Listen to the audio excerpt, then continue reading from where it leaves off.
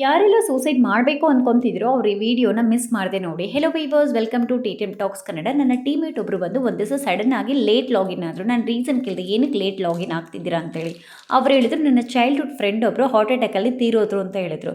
ನಾನು ಅನ್ಕೊಂಡೆ ಅವ್ರು ಚೈಲ್ಡ್ಹುಡ್ ಫ್ರೆಂಡ್ ಆಗಿರೋದ್ರಿಂದ ಅವ್ರು ತುಂಬ ಫೀಲ್ ಮಾಡ್ತಾರೆ ಅಂತೇಳಿ, ನೀವು ಈಗಲೇ ವರ್ಕ್ ರೆಸ್ಯೂಮ್ ಮಾಡಿಬಿಡಿ, ಲಂಚ್ ಎಲ್ಲ ಕಂಪ್ಲೀಟ್ ಆಗಿ ಸ್ವಲ್ಪ ರಿಲ್ಯಾಕ್ಸ್ ಆಗಿ ಆಮೇಲೆ ನೀವು ವರ್ಕ್ ಮಾಡಿ ಅಂತ ಹೇಳಿದೆ. ಅವ್ರು ಹೇಳಿದ್ರು, ಇಲ್ಲ ಮ್ಯಾಮ್, ನಾನು ಆಲ್ರೆಡಿ ಲಂಚ್ ಅಲ್ಲೇ ಕಂಪ್ಲೀಟ್ ಆಯಿತು ನಂದು, ಆ್ಯಂಡ್ ಈಗಲೇ ನಾನು ವರ್ಕ್ ರೆಸ್ಯೂಮ್ ಮಾಡ್ತೀನಿ ಅಂತ ಹೇಳಿದ್ರು. ಯಾರೆಲ್ಲ ನಿಮ್ಮ ಲೈಫಲ್ಲಿ ಅವ್ರು ಸಿಗಲಿಲ್ಲ ಅದಕ್ಕೋಸ್ಕರ ನಾನು ಸೂಸೈಡ್ ಮಾಡ್ಕೊತಿದ್ದೀನಿ ಅಂತೇಳಿ ಇನ್ನೊಬ್ರಿಗೋಸ್ಕರ ಸೂಸೈಡ್ ಮಾಡ್ಕೊತಿದ್ದೀರೋ ಅದು ನಿಮ್ಮ ಸ್ಟುಪಿಡಿಟಿ. ಬಿಕಾಸ್ ನೀವು ತೀರೋದ್ರೂ ಸಹ ಅವ್ರ ಕೆಲಸ ಏನಿದೆಯೋ ಅದು ನೆಕ್ಸ್ಟ್ ಸೆಕೆಂಡೇ ಅವ್ರು ರೆಸ್ಯೂಮ್ ಮಾಡ್ಕೊಂಡು ಹೋಗ್ತಿರ್ತಾರೆ.